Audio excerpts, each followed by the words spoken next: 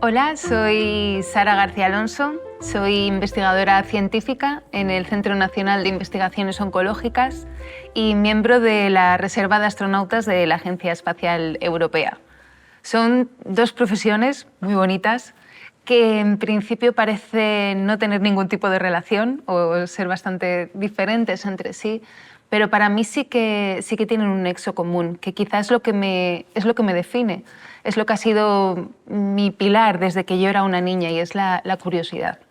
Creo que ambas profesiones se guían por las ganas de explorar, de resolver, de contestar a las grandes preguntas del ser humano. Creo que eso es lo más inherente que tenemos como especie.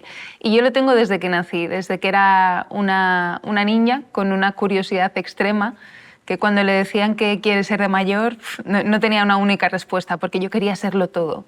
A mí me interesaba todo tipo de disciplinas. Es verdad que tenía cierta pulsión por las ciencias, porque ya desde muy pequeñita les pedí a mis padres que me compraran un microscopio de juguete para analizar lo que era muy pequeñito, y también quería un telescopio para poder mirar las estrellas. Me gustaba todo tipo de cosas. Yo nací en una ciudad, que es la ciudad de León, en el noroeste de España, y no tenía tampoco referentes científicos en mi familia, ni siquiera universitarios. Nadie de mi familia había estudiado. Pero es verdad que me motivaban a dejarme llevar por aquello que me interesaba. Mis padres me dieron alas para explorar desde la pintura hasta la literatura, hasta la biología, la química. Cuando sentía curiosidad por algo, ellos lo incentivaban.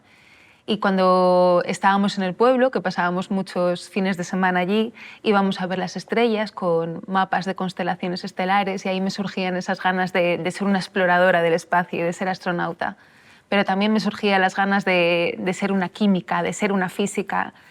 Lo bonito es que cuando somos niños podemos dejarnos llevar simplemente por la curiosidad y dedicarnos a explorar y a descubrir qué es lo que nos motiva.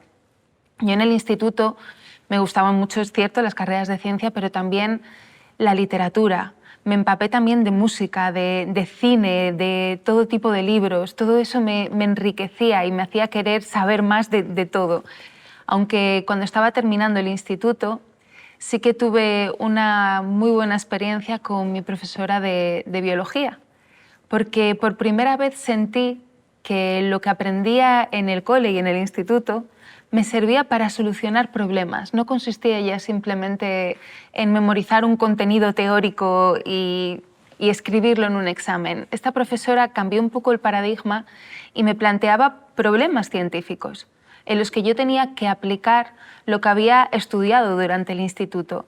Y quizá ese enfoque de integrar conocimientos y aplicarlos para responder y solucionar problemas fue lo que inició una especie de llama en mí, que sabía que de alguna forma yo me quería dedicar a eso. Yo me quería dedicar a avanzar en el conocimiento, y que ese conocimiento integrado para resolver problemas, de alguna forma mejorase la vida de la sociedad y hiciese del mundo un lugar mejor. El problema es que no sabía cómo hacerlo, porque me gustaba todo. Y claro, cuando terminas el instituto y tienes que decidir qué carrera quieres estudiar, es una decisión un poco complicada, porque además piensas con razón que va a condicionar tu futuro laboral y el resto de tu vida. Y es una decisión muy importante y quizá muy responsable para tomar con 18 años, en los que estamos llenos de dudas y de inseguridades. Y un poco guiada por esas ganas de avanzar en el conocimiento, de explorar, de investigar, de hacer ciencia, y con ese amor que le había cogido a la biología, opté por una carrera que era bastante nueva cuando yo empecé a estudiar.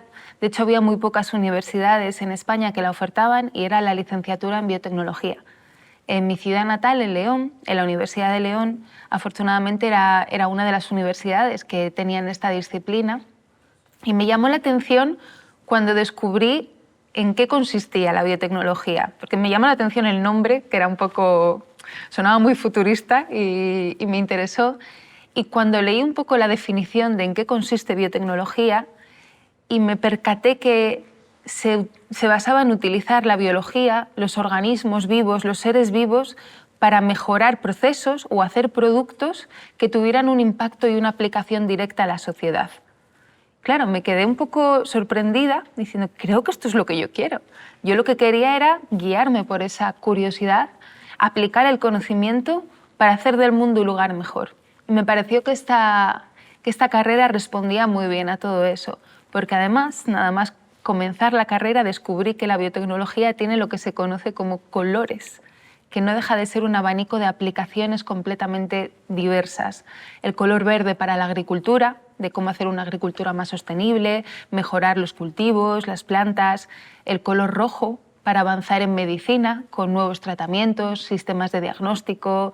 El color blanco para procesos industriales que se puedan optimizar y que puedan dar más rendimiento.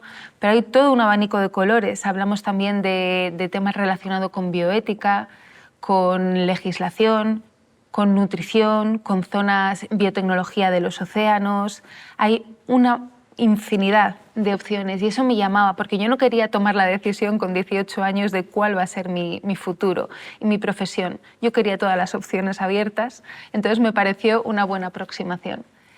Y he de decir que el paso por la universidad me marcó a muchos niveles, porque de entrada fue en la universidad donde yo conocí a mis referentes. Como os comentaba, no tenía esos referentes cuando era niña cercanos, ni en mi familia, ni amigos de mi familia, y quizá en los libros de texto o en el cole tampoco me hablaban de ejemplos cercanos con los que yo me pudiese identificar. Pero cuando estaba estudiando conocí a otros estudiantes que se atrevían a hacer cosas muy de mayores, como me parecían a mí con 18 o 19 años. Se organizaban en asociaciones, organizaban congresos para divulgar la biotecnología, se iban a laboratorios por distintas partes del mundo a aprender a investigar. Y era gente más o menos de mi edad, un año arriba, un año abajo, y eso fue lo que me inspiró, porque pensé que si ellos y ellas eran capaces de hacer esas cosas dentro de la misma universidad en la que yo estaba, ¿por qué yo no iba a ser capaz de hacer ese tipo de investigaciones o de organizaciones? Y me inspiraron a atreverme a hacer ese tipo de cosas. También conocí a profesores, profesoras que me enseñaron a dar mis primeros pasos. Me enseñaron cómo es la vida de un investigador, de un científico. Y eso fue lo que ya me hizo completamente decantarme. En los últimos años de la universidad me entrené en varios laboratorios que estaban más especializados en investigación oncológica. Y encontré una vocación muy fuerte en ese tipo de investigaciones porque respondía muy bien a esa pulsión que yo tenía desde que era niña. Es que quería avanzar en el conocimiento, pero quería mejorar también la vida de la gente. Y el cáncer es un conjunto de enfermedades, las enfermedades oncológicas, que suponen un problema muy complejo a nivel científico, que requieren de cientos de miles de investigadores para intentar desentrañar qué es lo que ocurre en nuestras células para que se vuelvan tumorales y qué es lo que podemos hacer para revertirlo. Entonces, a nivel científico me parecía un desafío tremendamente interesante. Y por otro lado, a nivel de motivación, de servicio social, teniendo en cuenta que son enfermedades que van a afectar a 1 de cada 2 hombres y a 1 de cada 3 mujeres, creo que dar un pasito en mejorar la vida de toda esa gente podía tener un impacto enorme en el mundo. Entonces tenía también esa motivación de, con este avance en el conocimiento, puedo contribuir a, de alguna forma, aunque sea con un granito de arena, a hacer que el mundo sea un lugar mejor. Y por eso decidí especializarme después de la universidad en la investigación oncológica. Así que me trasladé a Salamanca, Centro de Investigación del Cáncer, y realicé mi tesis doctoral en medicina translacional para aplicar los conocimientos de la investigación biomédica relacionada con oncología en algo que pudiera ser trasladable a pacientes. Estuve durante casi 5 años y estudiando por qué algunas pacientes con cáncer de mama no respondían a los tratamientos que existían para ellas y qué se podía hacer para darles el tratamiento más adecuado, lo que se conoce como medicina de precisión o medicina personalizada, que es en lo que he seguido especializándome durante el resto de mi trayectoria profesional. Fue una época maravillosa de muchísimo aprendizaje. de mucha superación, muy dura también, porque es una carrera científica, es una profesión preciosa, pero es una carrera de fondo en la que hay que ir paso a paso, hay que trabajar muy duro durante muchas horas, pero bueno, te rodeas de gente que te da distintas perspectivas, avanzas en la solución de problemas, cada día es completamente diferente y para mí la carrera investigadora es algo tan bonito que realmente merece la pena, sobre todo por el bien que puedes llegar a hacer. Y luego cuando me doctoré, que fue uno de los días más bonitos de toda mi vida, la verdad, sigo recordando ese día con muchísimo cariño, volví otra vez a esas dudas que se nos aparecen cuando tenemos 18 años y tienes que decidir qué carrera hacer, cuando terminas la carrera y tienes que decidir cuál es el siguiente paso, pues esas dudas de cómo va a ser tu trayectoria profesional surgen en todas las etapas de la vida. Yo cuando terminé el doctorado volví a surgir esa duda de qué es lo que quiero hacer ahora. ¿Me quiero ir al extranjero? ¿Quiero buscar trabajo? ¿Quiero formar mi propio grupo de investigación? ¿Y cuáles son los pasos adecuados que hay que dar para conseguir todo esto? En mi caso, decidí contactar con un investigador al que yo admiraba desde que era pequeña, porque mis padres y mi familia me habían hablado de él, el doctor Mariano Barbacid, y le mandé una carta sin ninguna esperanza de que me contestara, pero bueno, yo en esa carta le expuse todos los motivos por los que yo quería trabajar en su laboratorio y también le dije todos los motivos por los que yo creía que debía contratarme. Y aunque pensaba que no me iba a contestar, me contestó al día siguiente y al poco me incorporé a su grupo en el Centro Nacional de Investigaciones Oncológicas, donde todavía estoy trabajando, para resolver un reto científico que no se había conseguido en décadas, pero que supondría un paso clave para seguir adelante con las investigaciones que él estaba llevando a cabo en su grupo, que lo que buscan es intentar encontrar medicinas personalizadas, medicinas apropiadas para pacientes con carcinoma de pulmón y de páncreas, que tienen una mutación en concreto. En poco tiempo tuvimos éxito, quizá por aplicar una metodología diferente o cambiar un poco la perspectiva o la forma de hacer las cosas, y desde entonces se abrió una nueva vía de investigación muy grande en la que ahora hay estudiantes de doctorado a los que yo estoy guiando y formando y soy su mentora, hay estudiantes de máster, de fin de grado, hay técnicos y trabajamos codo con codo para intentar encontrar soluciones a todo esto y es un día a día precioso y una carrera maravillosa. Y entre medias, en 2021, surgió una oportunidad que quizá yo nunca me había planteado en serio, que es la oportunidad de ser astronauta de la Agencia Espacial Europea. Una oportunidad que no surge con mucha frecuencia, pero que se planteó ante mí, un tren que quizá solo pasa una vez en la vida. Y cuando yo analicé realmente esta oportunidad, cuando ya tenía mi carrera profesional bastante establecida y asentada y digamos una trayectoria que seguí, me di cuenta que de alguna forma este trabajo, el trabajo de ser astronauta, cumplía bastante bien todos los requisitos que yo había buscado en el trabajo de mis sueños.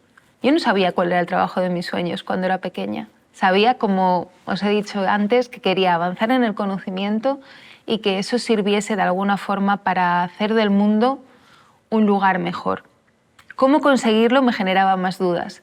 Y entendí que a través del trabajo de investigadora se podía conseguir esto, porque aunaba llevar a cabo proyectos científicos muy inspiradores, trabajar con la última tecnología, incluso favorecer el desarrollo tecnológico que al final luego se puede aplicar en distintos sectores de nuestra sociedad y trabajar en ambientes multidisciplinares y multiculturales con otros profesionales que tienen distintas perspectivas. Para mí, eso era el trabajo de mis sueños y eso lo cumplía y lo cumple el trabajo de investigación. Pero el trabajo de astronauta cumple todo eso, en realidad. También está enfocado a sacar adelante proyectos científicos inspiracionales y contestar a las grandes preguntas del ser humano. Implica avanzar en la tecnología, se necesita la tecnología más puntera para conseguir que estos proyectos que tienen lugar en el espacio sean realidad. Hay gente trabajando codo con codo que procede de todo el mundo. Por poner un ejemplo, para llevar el hombre a la Luna en las misiones Apolo, trabajaron 400.000 profesionales. Eso es maravilloso, los astronautas solo son una pieza más de este puzzle. Pero además el trabajo de astronauta tenía un puntito a mayores que no tenía el de ser investigadora. Y es ese punto de aventura, de probar nuestros límites, de ir más allá, de pasar la última frontera, de poder hacer esa investigación desde el espacio, viendo nuestro planeta, viendo ese pequeño punto pálido azul en la inmensidad del espacio. Y eso ningún otro trabajo en el mundo me lo podría ofrecer, porque esto es algo tremendamente extraordinario en el sentido más literal de la palabra. Así que, motivada, decidí atreverme a intentarlo. Aunque fuera difícil, aunque las posibilidades fuesen muy escasas y muy remotas, porque sabía que simplemente desafiarme y intentar algo con tanta pasión y con tanto esfuerzo iba a hacer que yo saliera reforzada, con nuevo conocimiento, que al final es lo que siempre he buscado, seguir creciendo, seguir aprendiendo día a día. Y tuve la suerte de llegar hasta el final y de conseguir ser miembro de la Agencia Espacial Europea en calidad de reserva, siendo la primera mujer española en conseguirlo y espero que la primera de muchas que vengan detrás de mí. Y ahora en este punto auno pues mis dos trabajos de soñados, porque me puedo dedicar a la investigación oncológica día a día que me motiva y al mismo tiempo espero a que surja una oportunidad para tener una misión donde quizá pueda llevar a cabo parte de esas investigaciones al espacio. No sé muy bien cuál será el camino, no sé muy bien los pasos a continuación ni cómo terminará mi carrera profesional, pero sé que soy valiente para dar un paso y para intentarlo y que, guiada por esa pulsión de la curiosidad infinita, de seguir aprendiendo, solo van a traer cosas buenas. Y bueno, soy optimista con que en un futuro, espero que no muy lejano, podré aunar ambas profesiones y hacer investigación en el espacio. De momento disfruto de mi día a día y sigo aprendiendo, porque sigo siendo esa niña curiosa que aunque pase los años quiere serlo todo de mayor, aunque ya sea mayor. Y esa es un poco mi historia y si tenéis alguna duda me encantaría responder a todas las preguntas que tengáis al respecto.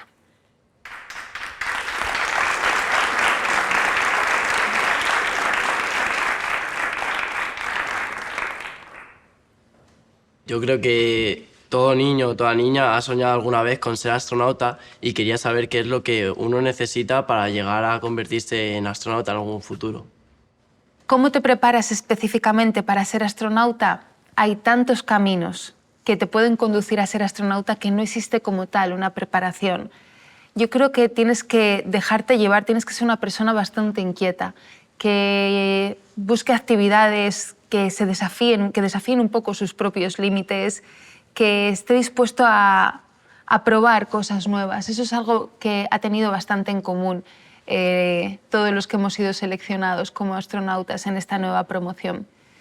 Quizá lo más difícil para convertirse en astronauta, especialmente si eres europeo, es que surja una oportunidad, porque es una profesión muy extraordinaria en el sentido más literal de la palabra y no surgen plazas con mucha frecuencia. Para que te hagas una idea, la NASA, que es la agencia espacial que probablemente todo el mundo conoce, saca ofertas de astronauta prácticamente todos los años, con un número de astronautas bastante elevado, pero la Agencia Espacial Europea solo ha sacado 4 convocatorias y suelen pasar entre 13 y 15 años cada vez que sacan plazas para contratar unos 4 o 5 astronautas. De modo que quizá lo más difícil es que surja esa oportunidad y que te pille en una situación de edad, de experiencia profesional adecuada como para optar al puesto, porque si no tienes nacionalidad americana solamente puedes optar a la Agencia Espacial Europea. Si tienes una nacionalidad de uno de los Estados miembros, que es el primer requisito que tienes que cumplir para convertirte en astronauta. El resto de requisitos que son necesarios es tener una carrera de ciencias, lo que se conocen como carreras STEM, de ciencia, tecnología, ingeniería, matemáticas. Cualquiera de las carreras pertenecientes a esta rama te permitiría optar al puesto. También puedes acceder siendo médico o siendo piloto de pruebas. Necesitas también al menos 3 años de experiencia profesional operativa, es decir, más allá de un simple trabajo de oficina. Si has estudiado una carrera de ciencias, pues a lo mejor que hayas trabajado en un laboratorio o en una fábrica de montaje o que hayas pilotado realmente. Hablar inglés y luego una serie de características psicológicas, que es mantener la calma bajo presión, estar dispuesto a ser sujeto de pruebas, porque los astronautas son al mismo tiempo técnicos y conejillos de indias del tipo de investigaciones que se llevan a cabo en el espacio, y tener una fuerte determinación también, ser capaz de ser operativo, de trabajar en equipo, de liderar equipos, pero también seguir a un líder cuando sea necesario, de ser adaptable. Hay una serie de características. Entonces, eso digamos que son los requisitos. Y una vez que surge la oportunidad y si tú reúnes los requisitos, tienes que presentar como en cualquier oferta de trabajo, porque esa es la primera, al menos para mí fue la primera sorpresa, que es que para ser astronauta tienes que responder a una oferta de trabajo publicada por una agencia espacial. A esta oferta tienes que presentar un currículum, una carta de motivación explicando por qué te gustaría ser astronauta, más allá de es mi sueño de pequeño, que probablemente sea lo que responde todo el mundo de entrada. Tienes que presentar un certificado médico que garantice que tú físicamente estás sano, que podría ser piloto, ese concretamente es el certificado. Y después, si seleccionan tu candidatura, que en mi caso fueron 23.000 candidaturas válidas de europeos, tienes que pasar por un proceso de selección con muchas fases en las que te van a evaluar de formas muy diversas. Van a evaluar tus habilidades cognitivas, van a evaluar tu capacidad de adaptación, tu perfil psicológico, tu capacidad de respuesta.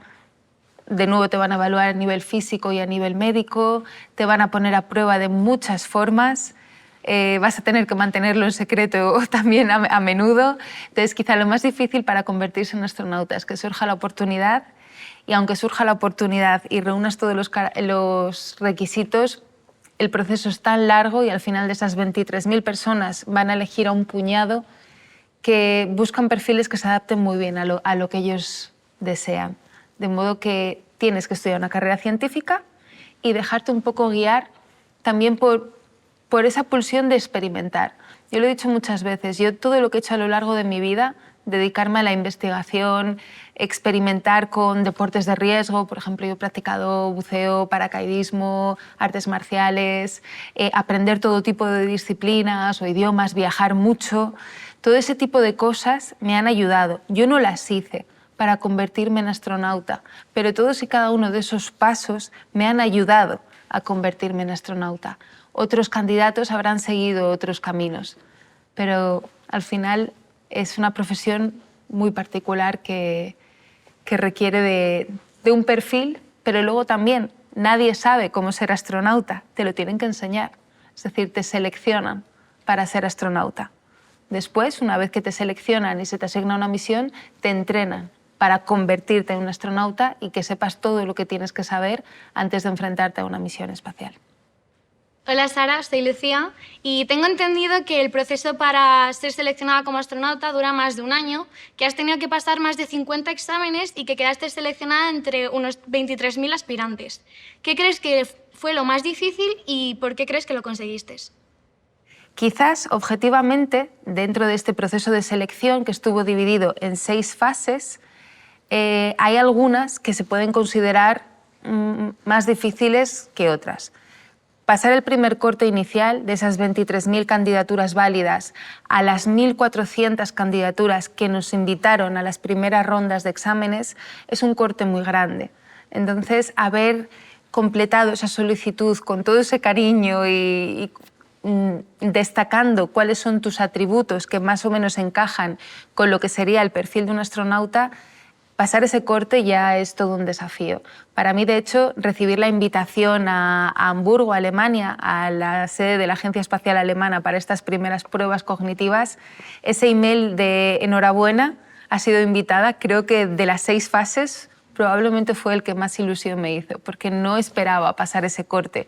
Yo pensé que enviaría mi candidatura y se quedaría perdida en una inmensidad de currículums y que nadie repararía en una biotecnóloga que estudió en la Universidad de León, que viene de una familia humilde y que se dedica a investigar el cáncer. ¿Quién va a querer un perfil así para convertirse en astronauta? Entonces no tenía ninguna esperanza y sin embargo me invitaron y me hizo muchísima ilusión. Entonces ese primer corte es duro de pasar, sobre todo por la limitación de invitaciones que ellos envían. Objetivamente, las pruebas más difíciles serían estas que tuvieron lugar en Hamburgo. Hablamos de 11 horas de exámenes tipo test de inteligencia en el que van a evaluar tus conocimientos de matemáticas, de física, de inglés, tu capacidad de mantener la concentración durante horas, memoria rápida, memoria auditiva, memoria visual, orientación espacial. Todo esto con muy pocos descansos.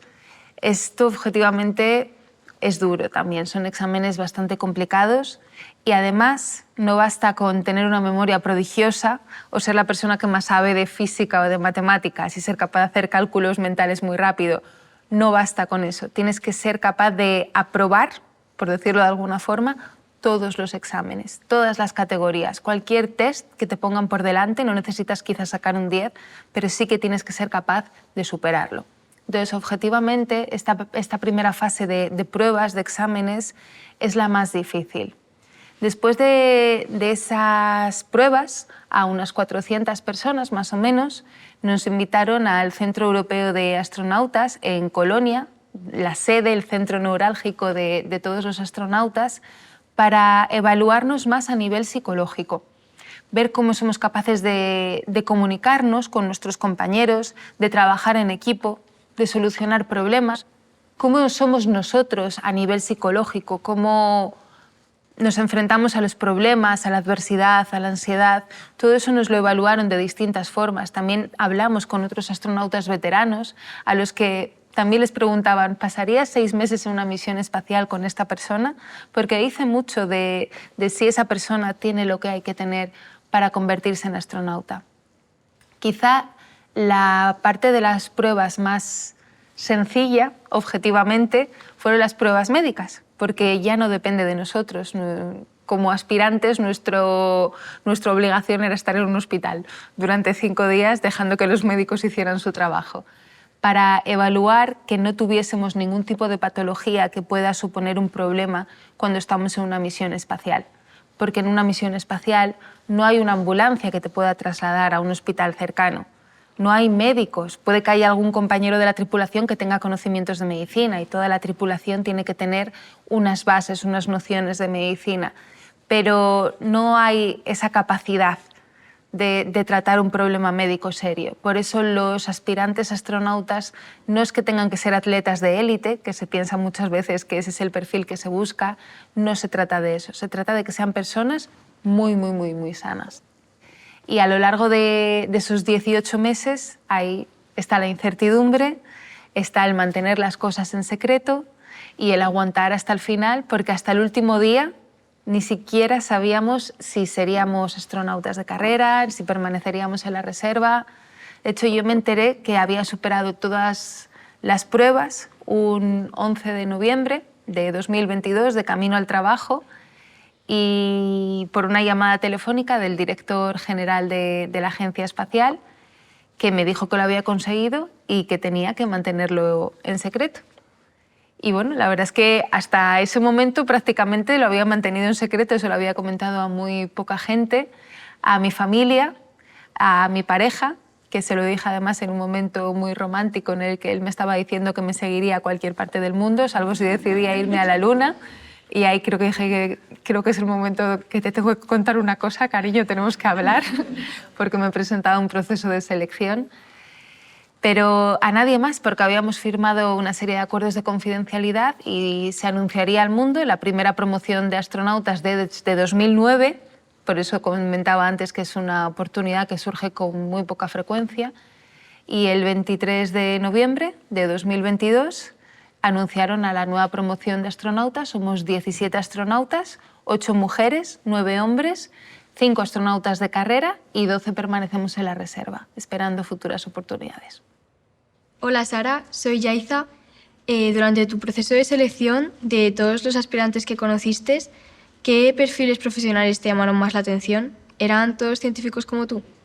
Los perfiles de todos los aspirantes astronauta, tanto los que empezaron el proceso conmigo, que empecé a entablar relaciones con ellos, como los que llegaron al final, son de lo más particular que he conocido en mi vida. De hecho, en esa primera selección de los 1.400 que nos invitaron a la primera fase de pruebas de exámenes, no conocía a los 1.400, pero sí que coincidí con varios de ellos. De hecho, todos los españoles que fuimos invitados tenemos un grupo de WhatsApp en el que compartimos todo tipo de contenido y de historias. Y era una fantasía realmente ver a qué se dedicaba toda esta gente. Muchísimos venían del ámbito aeroespacial, todo se ha dicho. Había muchos ingenieros, había astrofísicos, muchos pilotos. Creo que no he conocido a tantos pilotos en toda mi vida, desde pilotos de Eurofighter hasta pilotos de helicóptero, y gente que trabajaba en equipos de rescate. También había científicos, también había biotecnólogos, médicos, militares, todo tipo de perfiles, porque como comentaba anteriormente, existen muchos caminos que te pueden llevar a ser astronauta. Pero lo que me llamó más la atención de los perfiles es que, como yo lo digo a veces, todos tenían una segunda vida. Todos tenían una vida secreta aparte de, digamos, la profesión que nos define. Por ejemplo, en una de las fases, éramos 8 en el proceso de selección que nos examinábamos ese día, y yo le preguntaba, bueno, y a una compañera, ¿y a qué te dedicas? Pues yo soy neurocientífica, pero también soy trapecista. Ah, muy bien. Y a otro le preguntaba, ¿y tú a qué te dedicas? Yo soy profesora de física, pero también piloto aviones comerciales y soy campeona de triatlones. Y otra le preguntabas, ¿y tú? Yo estoy estudiando, sacándome la carrera de medicina, pero aparte tengo un doctorado en inteligencia artificial y soy patrona de barcos. Entonces todo el mundo tenía múltiples aficiones, todo el mundo había hecho cosas un poco extraordinarias, no con el propósito de prepararse para ser astronauta, sino porque les motivaba, porque querían probar sus límites, querían ir más allá, querían dejarse llevar por esas ganas de aprender. Y eso hizo que yo entendiese un cuestionario que nos hicieron junto con el proceso, cuando presentamos la candidatura, con el currículum y la carta de motivación. Había un cuestionario un poco particular en el que te preguntaban cosas como si habías trabajado en laboratorios o habías estado en aislamiento o en la Antártida. Entendí muy bien por qué te hacían este tipo de preguntas, porque a lo largo del proceso creo que conocí a 25 personas que habían estado de voluntarios en las bases médicas de la Antártida, trabajando en distintas disciplinas. Estamos hablando de gente con mucha determinación, que creo que es lo que tienen en común un poco todos los candidatos, tanto los que empezaron el proceso como los que han llegado al final. Creo que todos nosotros compartimos esas ganas de explorar, ese poner por encima los objetivos de una misión, muy por encima de nuestros intereses particulares. Somos personas que no somos vanidosas, que no buscamos tanto la atención, sino contribuir a la sociedad y contribuir al éxito global, en el que todos somos una pieza más de un puzzle, que lo que busca es avanzar en el conocimiento. Y mantenemos bastante bien la calma, bajo presión. Eso se han encargado muy bien de evaluarlo a lo largo del proceso. Esos son un poco los perfiles que yo diría que hay en la selección de astronautas. Hola Sara, me llamo Edurne. ¿Nos podrías explicar en qué consiste ser un astronauta en reserva y cuándo tendrías una misión en el espacio? Por primera vez en la historia de la Agencia Espacial Europea, y creo que del resto de agencias espaciales, se ha creado lo que se conoce como una reserva de astronautas. Esto tiene una explicación bastante sencilla, y es que las misiones de los astronautas a la Estación Espacial Internacional, que es una casa/laboratorio flotante que está orbitando nuestro planeta a 400 kilómetros de distancia, hasta ahora es a donde vamos. En el futuro volveremos a la Luna próximamente, pero de momento las misiones espaciales se hacen a la Estación Espacial Internacional. Está previsto que la Estación Espacial Internacional desaparezca en 2030 y considerando los periodos de entrenamiento y la duración de las misiones de los astronautas de las agencias espaciales, solamente se puede garantizar desde 2026, que se entiende que es cuando estarán ya preparados los astronautas para una misión larga, solo se puede garantizar una misión anual. Considerando que la Estación Espacial en 2030 va a desaparecer, 2026, 27, 28, 29, 30. Hay 5 misiones acordadas con todas las agencias espaciales internacionales para poder hacer las rotaciones en la Estación Espacial Internacional. Por eso solamente hay 5 astronautas de carrera, porque son los únicos a los que les pueden garantizar que van a tener este tipo de misiones. ¿Qué ocurre? Que el sector aeroespacial está creciendo y está sufriendo una revolución enorme y están entrando en juego otros actores y están surgiendo nuevas oportunidades de misiones más cortas, más específicas para llevar a cabo un tipo de investigación concreta o patrocinadas por los distintos gobiernos de los Estados miembros. Estas misiones, que suelen durar unos 15 días y llevan astronautas de proyecto que se considera de distintas partes del mundo, para ese tipo de oportunidades estamos también los astronautas de reserva. Para futuras misiones que podamos entrar a trabajar como astronautas de carrera, más allá de 2030, nuevas estaciones espaciales que se construyan, comerciales o en futuras misiones a la Luna, o para misiones de más corta duración, en la que, digamos, pasaríamos a tener el estatus de astronauta de proyecto.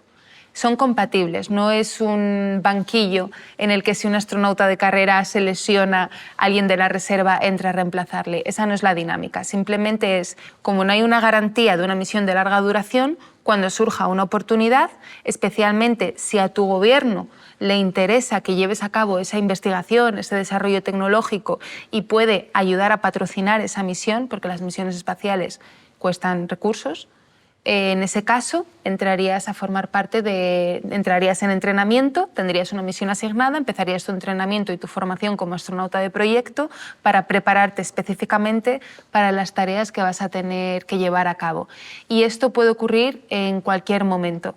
De la promoción de 2022, uno de mis compañeros que está en la reserva, Marcus Band, el astronauta de reserva de Suecia, ya ha volado a la Estación Espacial Internacional en una misión de 15 días donde ha llevado a cabo todo tipo de experimentos científicos, experimentos de divulgación, tecnológicos, y acaba de volver de esa misión y se espera que más astronautas de la reserva tengan este tipo de misiones.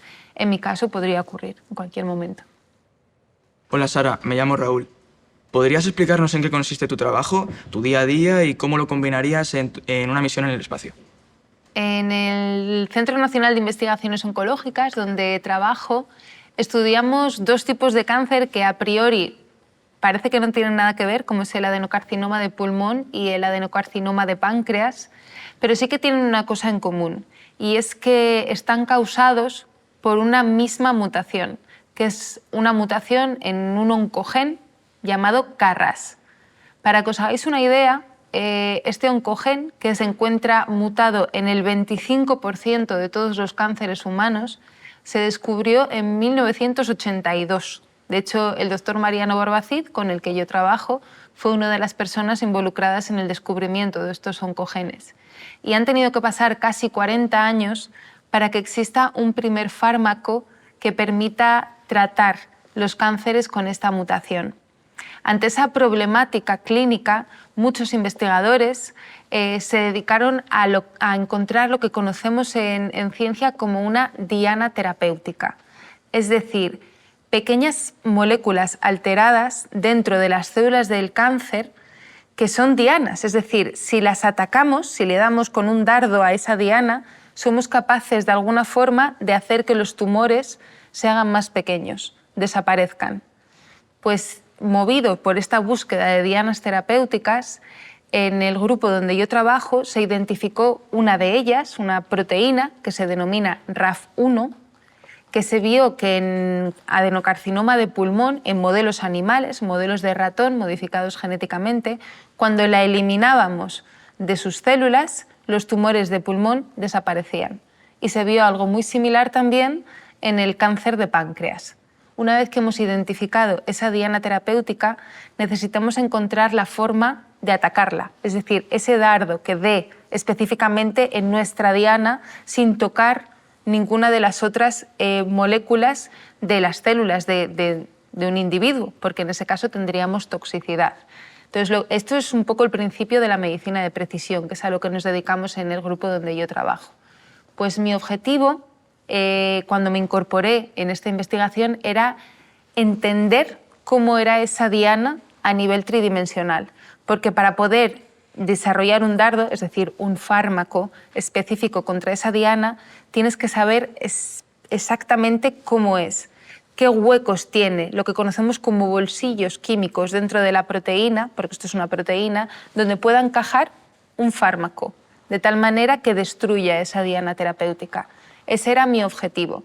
Y cuando me incorporé, mi trabajo consistió principalmente en aislar dentro de las células de los tumores esta proteína y desentrañar su estructura tridimensional a nivel atómico, a un nivel de resolución extremo.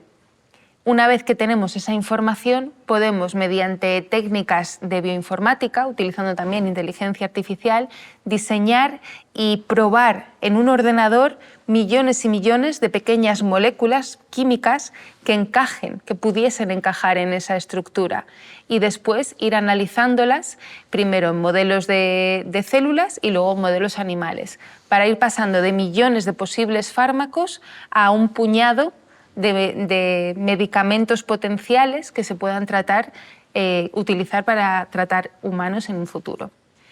Esa es un poco, en líneas generales, la investigación a la que yo me dedico. Mi trabajo ahora, como esta línea la estoy liderando yo, consiste en diseñar los experimentos, en analizar los resultados con los estudiantes, ver por dónde podemos ir mejorando, implementando nuevas técnicas que nos den más información, leer muchísima literatura para entender qué han dicho otros científicos y hacia dónde están investigando, integrar toda esa información e intentar solucionar los distintos problemas del día a día que vayan surgiendo para avanzar en la investigación. Es un trabajo que implica mucha creatividad, implica mucho ingenio, hablar con muchos profesionales y distintos enfoques, distintas perspectivas. Como yo ahora mismo estoy en la reserva de astronautas, puedo combinar mi trabajo con mi trabajo como astronauta de reserva, que a día de hoy lo que intento hacer sobre todo son tareas más de divulgación, de intentar transmitir a la sociedad para qué sirve la exploración espacial, cómo se puede integrar la investigación científica y la exploración espacial, porque el fin es el mismo, que es avanzar en el conocimiento, hacer desarrollos tecnológicos que se puedan aplicar en los distintos sectores en los que vivimos todos nosotros y, de en cierto modo, mejorar el día a día. Hola Sara, me llamo Sara y me gustaría saber más sobre qué cosas como biotecnóloga podrías hacer en el espacio. Como biotecnóloga e investigadora en biomedicina, que es en lo que me he especializado durante toda mi trayectoria, sí que considero que puedo aportar ciertas habilidades a una misión espacial, desde ayudar a diseñar algunos experimentos que se podrían llevar a cabo en misiones espaciales e incluso ejecutarlos, porque al final tengo 12 años de trabajo de laboratorio, que es verdad que en microgravedad nunca he probado hacerlo, pero creo que podría un poco trasladarlo. En cualquier caso, los astronautas tenemos que estar preparados para hacer cualquier tipo de misión espacial, desde instalar nuevos sistemas hasta hacer experimentos biológicos con plantas, independientemente de nuestra formación. Dicho esto, lo que sí que me gustaría destacar es que en una misión espacial se pueden hacer multitud de experimentos de toda índole. Y esto tiene una explicación, que es la microgravedad. En la Estación Espacial Internacional, esa casa flotante que está orbitando a 400 kilómetros de distancia de la superficie terrestre, hay condiciones en las que apenas hay gravedad, lo que conocemos como microgravedad. Y hacer estudios en estas condiciones tiene una ventaja muy grande. Por un lado, los propios astronautas, cuando están en una misión de larga duración, de unos 6 meses, sometidos a esta ausencia de gravedad en la que tus músculos y tus huesos no tienen que trabajar tan activamente como cuando estamos en el planeta Tierra, experimentan una especie de envejecimiento acelerado. Es decir, se pierde masa ósea, se pierde masa muscular, ciertas habilidades cognitivas van empeorándose, la columna se estira, por ejemplo, cuando vuelves a la Tierra puede ser hasta 5 centímetros más alto que antes de una misión espacial. Aparecen una serie de cambios fisiológicos y los propios astronautas son esos conejillos de Indias en los que estudiar por qué están ocurriendo todos estos cambios fisiológicos y qué se puede hacer para contrarrestarlo, qué medidas podemos adoptar. Todas estas medidas, todos estos estudios y esta información se puede traducir, por ejemplo, en tratamientos para la osteoporosis, en tratamientos para la distrofia muscular, en técnicas de rehabilitación en la Tierra. Ese es un poco cómo se traslada, cómo la investigación biomédica que se hace en microgravedad tiene una aplicación también en la Tierra. Pero por otro lado, el estar en microgravedad implica una serie de ventajas para otro tipo de estudios en los que ya no es tanto el astronauta, el conejillo de India, sino que es el técnico que estudia otros fenómenos. Cuando eliminamos la gravedad de la ecuación, ciertos fenómenos físicos como la convección, como la sedimentación, las fuerzas de estrés, todo eso no ocurre. En microgravedad las mezclas tienen lugar por difusión, es decir, todo se queda en el lugar donde se coloca. Esto, que puede parecer que no tiene ningún tipo de importancia, tiene multitud de aplicaciones en ciencias de la vida, en ciencias físicas, en nuevos materiales y procesos de manufactura. Por ejemplo, por hablar de biomedicina, que es a lo que yo me dedico y en lo que me gustaría trabajar en una misión espacial. Estudios en microgravedad se podrían aplicar, por ejemplo, a técnicas de medicina regenerativa, por ejemplo, construyendo retinas artificiales. Si vas poniendo capa sobre capa se ha probado ya en algunos estudios de misiones espaciales en las que colocan una proteína que es sensible a la luz y pueden hacer capas muy finas y muy homogéneas y muy puras, precisamente aprovechando estas ventajas de la microgravedad, de que todo se queda y se mezcla por difusión sin que haya corrientes, convecciones, sedimentaciones. Se han conseguido crear retinas artificiales muy finas que son capaces de utilizarse como trasplante en personas que tengan problemas de visión. Ese sería un ejemplo. Por seguir con la investigación que yo estoy haciendo aquí en el laboratorio, en el Centro Nacional de Investigaciones Oncológicas, para yo entender la estructura tridimensional de esa diana terapéutica, he tenido que congelar la muestra y hacer una técnica que se llama microscopía electrónica, criomicroscopía electrónica. Pero originalmente, para entender la estructura tridimensional de proteínas, se utiliza lo que conocemos como cristalografías y rayos X. Hay que conseguir hacer un cristal, como los cristales de sal, que probablemente todos y todas hayáis visto en algún momento. Hay que conseguir ese cristal con tu diana terapéutica. Y después, al pasar rayos X, tú puedes generar lo que conocemos como un patrón de difracción que te permite entender la estructura tridimensional. Es algo muy complejo a nivel físico, pero simplemente quedaros con la idea de que hay que construir un cristal. Esto, con componentes inorgánicos como la sal, es relativamente fácil, pero con macromoléculas como las proteínas es muy complicado de conseguir en la Tierra porque se empiezan a incorporar impurezas, se van generando corrientes y los cristales son frágiles y no se forman. De hecho, yo lo intenté hacer aquí con mi proteína y no pude. Sin embargo, eso en microgravedad es muchísimo más fácil de conseguir. Los cristales tienen mayor calidad, mayor pureza y mayor tamaño, lo que permitiría analizar su estructura tridimensional. Esto es un ejemplo clásico de cómo mi propia investigación de la Tierra incluso se podría trasladar y mejorar con una misión espacial. Otro ejemplo que a mí me gusta mucho y con el que trabajamos también en múltiples laboratorios por todo el mundo para hacer modelos de tumores son los organoides. Son células tumorales que crecen de manera tridimensional y mimetizan lo que ocurre en los tumores de los seres humanos. Pues estos organoides se están haciendo actualmente en muchas de las misiones espaciales porque se forman con mayor tamaño y con mayor calidad de lo que ocurre en Tierra. y estudiando qué es lo que está ocurriendo en esas células tumorales, quizá podemos poner de manifiesto vulnerabilidades de las células del cáncer que desconocíamos que existían, descubrir nuevas dianas terapéuticas contra las que lanzar esos dardos en la medicina de precisión y dar nuevas ideas sobre cómo enfrentarse a los distintos tipos de cáncer. Esas son algunas de las miles y miles de investigaciones que se llevan a cabo precisamente por aprovechar las ventajas de la microgravedad. Y dado que yo soy investigadora biomédica, son las que más me atraen, las que pudieran mejorar un poco en el ámbito de la medicina y la aplicación a pacientes. Hola Sara, me llamo Alexandra y me gustaría saber si crees que para ser científica o astronauta influye también la creatividad.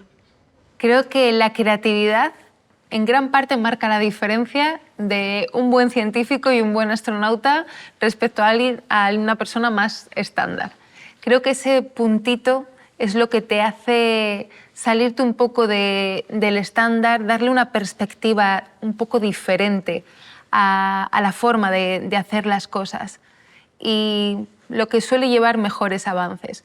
Para mí la creatividad forma parte de mi vida desde que era muy pequeña, porque a mí me encanta, como ya he dicho en muchas ocasiones, aprender absolutamente de todo, y la parte creativa es algo que también llevo haciendo desde que era pequeña. Me gusta pintar, me gusta escribir, me gusta customizarme la ropa, me gusta probar nuevos estilismos y nuevos maquillajes, me gusta diseñar, me gusta hacer manualidades, cocinar, todo lo que implique esa parte creativa. Porque al final, cuando te dejas llevar un poco por la creatividad y vas probando distintas cosas, también te vas enfrentando a distintos pequeños retos que van surgiendo. Vas poniendo a prueba tu ingenio para conseguir un mejor resultado, desde una manualidad hasta una receta de cocina o un protocolo científico tremendamente complejo. Cuando vas integrando las lecciones de los distintos ámbitos que nos aporta la vida, le das una perspectiva diferente. Y en mi caso, esa creatividad me ha servido a nivel científico, tanto durante mi etapa doctoral como ahora liderando una línea de investigación, para conseguir cosas que no se habían hecho antes, precisamente por hacerlas de forma diferente, por dejarme llevar por esa creatividad y por ese ingenio que he ido construyendo día a día desde que era pequeña. Entonces creo que es una parte fundamental, la creatividad y el ingenio. Y en el caso de los astronautas, precisamente esa capacidad resolutiva de enfrentarte a distintas situaciones, a distintos problemas y solucionarlos, sea lo que sea, es un poco lo que han intentado testar y poner a prueba a lo largo de todo el proceso de selección.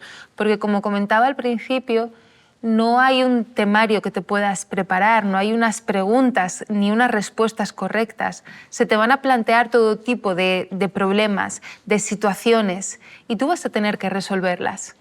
Y tú vas a tener que dar una respuesta. Quizá no es la solución idónea, la solución perfecta, pero tienes que discurrir una forma de sacar adelante ese problema. Y además, en mi caso, es una actitud que llevo ante la vida en general. Cuando se me plantea un problema, lo primero que me digo a mí misma es: esto tiene que tener una solución. Tiene una solución. Aún no sé cuál es, pero vamos a intentar encontrarla. Quizá no es la perfecta, pero vamos a dar con una. Y empiezas a utilizar todos esos recursos que tienes en tu cajita de herramientas que has ido llenando día a día con las lecciones que has ido aprendiendo desde que hiciste tu primera receta de cocina hasta que hiciste un gran hito laboral a nivel profesional. Todo eso te da herramientas y cuando eres capaz de integrarlas todas, te haces una persona muy resolutiva. Entonces, a nivel científico y a nivel de astronautas, donde vas a tener que solucionar lo que te echen en una misión espacial, creo que es un punto muy interesante y muy importante. Hola Sara, soy María y me gustaría saber si te preparaste psicológicamente para pruebas como astronauta y cómo gestionas el estrés y la incertidumbre. El proceso de selección de astronautas ha sido una de las lecciones más valiosas que he aprendido quizá a nivel personal, en parte por el reto psicológico que ha supuesto tener que aguantar esos 18 meses preparándote sin saber muy bien cómo te puedes preparar porque no hay temario específico, aguantando esas esperas de me llamarán, no me llamarán, pasaré a la siguiente fase, me quedaré aquí. Además, cuantas más fases vas avanzando, más carga emocional y más esfuerzo pones en el proceso, de modo que tiendes a pensar que un rechazo en ese punto sería bastante devastador y tienes que estar preparado para no llegar hasta el final, tienes que manejar las expectativas. Entonces, definitivamente el proceso es un reto psicológico bastante grande. Y a medida que iba avanzando en él, sí que intenté hacer un ejercicio de introspección y de autoevaluación para prepararme para este tipo de cosas que sé que van a ocurrir. Va a existir la incertidumbre. No voy a poder esperar una respuesta mañana porque no depende de mí. Voy a tener que lidiar con eso. Voy a sufrir estrés por el hecho de presentarme a un examen en el que no sé cómo me van a evaluar. No sé si lo que yo estoy diciendo va a ser correcto o no va a ser correcto. Y tampoco sé cuándo me van a dar la nota de ese examen o si me la van a dar. Entonces tienes que hacer un ejercicio consciente de saber que eso es así. Eso escapa a tu control. Son las reglas del juego. Y tienes que aceptarlas porque si no vas a sufrir muchísima frustración. Entonces eso se entrena. De entrada no nos gusta tener que lidiar con esa incertidumbre. Tú quieres tus resultados, quieres tener esa seguridad o ese feedback de los exámenes, lo necesitas un poco para seguir adelante, pero no siempre está bajo tu control. Entonces, prepararte para ello, aprender a cultivar la paciencia y ser consciente de que tener impaciencia no va a acelerar el proceso, solo va a hacer que tu espera sea más agónica. Entonces, eso es una forma en la que te vas preparando. Te va dando madurez, también con los años va siendo cada vez más sencillo. Entonces, sí, en mi caso sí que me preparé bastante bien para eso.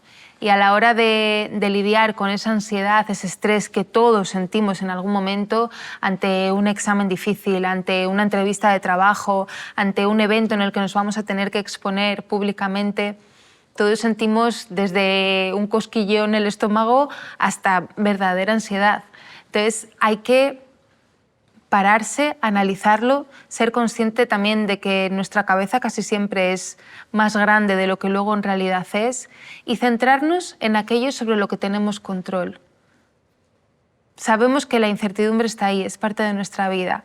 Aquello que no dependa de nosotros, sobre lo que no podamos ejercer ningún tipo de acción para cambiar las cosas, aceptarlo y prepararse para ello.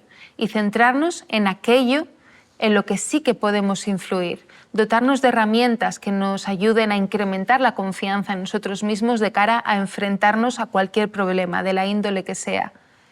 Y cuando sintamos que la situación nos desborda, se puede pedir ayuda a familiares, amigos, a profesionales. Se puede hablar, porque cuando lo manifiestas en voz alta, el problema suele parecer más pequeño de lo que en realidad es.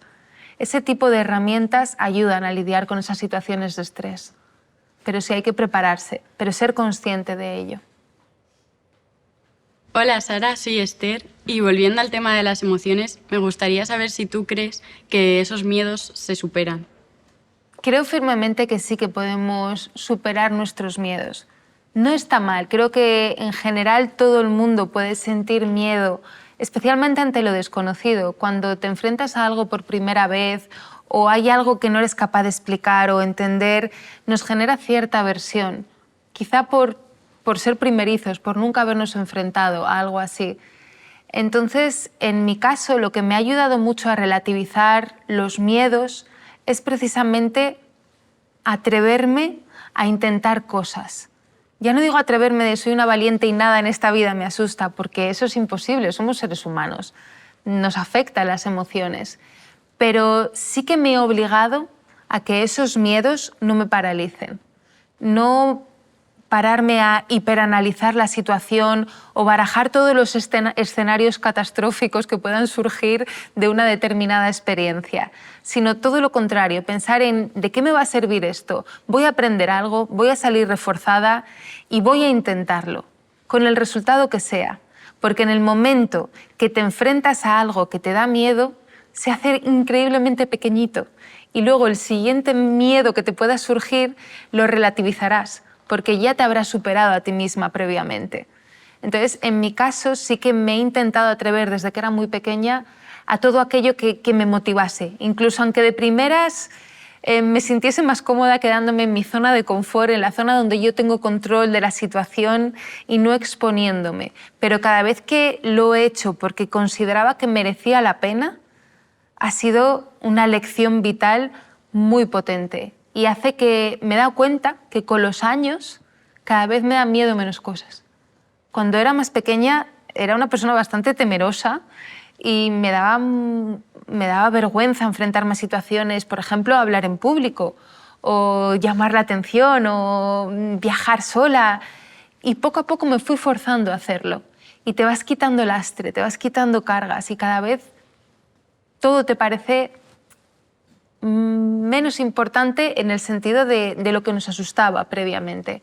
Y en mi caso ha sido a base de enfrentarme a ello. Que ahí sigan habiendo cosas que me dan miedo, ¿eh? Pero hay que ser consciente también un poco de que, como decía antes con el tema de la ansiedad, en nuestra cabeza, en nuestra mente, todo es mucho más grande de lo que luego es en realidad. Solemos anticipar y sobrepensar situaciones mucho más dramáticas de lo que luego son cuando nos enfrentamos a ellas. Y aparte creo que el ser humano tiene una capacidad de adaptación tremenda y que cuando te enfrentas a algo solemos resolver bastante bien y salir reforzados de ello. Hola Sara, soy Lucía. Tú te presentaste a las pruebas para ser astronauta por un titular: Europa busca mujeres astronautas para viajar a Marte. ¿Crees que precisamente a las mujeres nos faltan referentes femeninos en áreas de ciencia? ¿Y qué le dirías a todas las niñas que están aquí viéndote ahora mismo? Es verdad que ese titular era bastante curioso, ese titular de Europa busca mujeres para ir a Marte. Precisamente el titular incidía en el término mujeres por los pocos ejemplos de mujeres astronautas que ha habido a lo largo de la historia.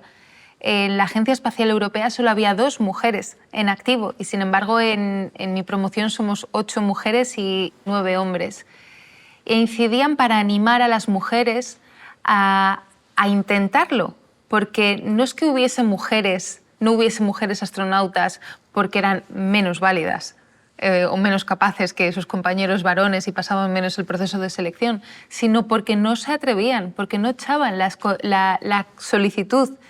No sé si es un poco de autolimitarnos, si del hecho de que no haya ejemplos nos disuadía en cierto modo de intentarlo.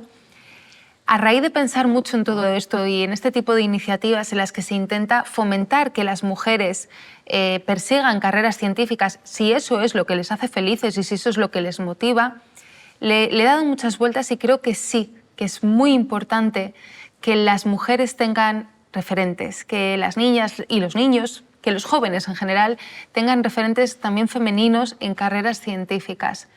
Porque creo que cuando tienes que tomar esa decisión sobre hacia dónde quieres encaminar tu vida profesional, si no tienes ejemplos cercanos, es difícil pensar que tú vas a ser la primera en conseguir llegar a ese ejemplo. O puedes tender a pensar que si no hay tantos ejemplos, a lo mejor es que no es el camino más fácil o el más adecuado.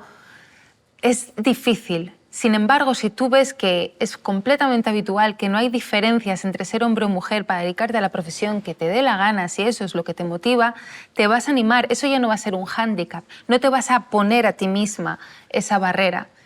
Y por otro lado, creo que también es importante no solo que haya ejemplos de referentes femeninos en carreras científicas por el hecho de que se vea que hay mujeres que se dedican a la ciencia. Mujeres que se dedican a la ciencia y mujeres con talento las ha habido siempre, desde hace cientos y cientos de años, desde los albores de la historia.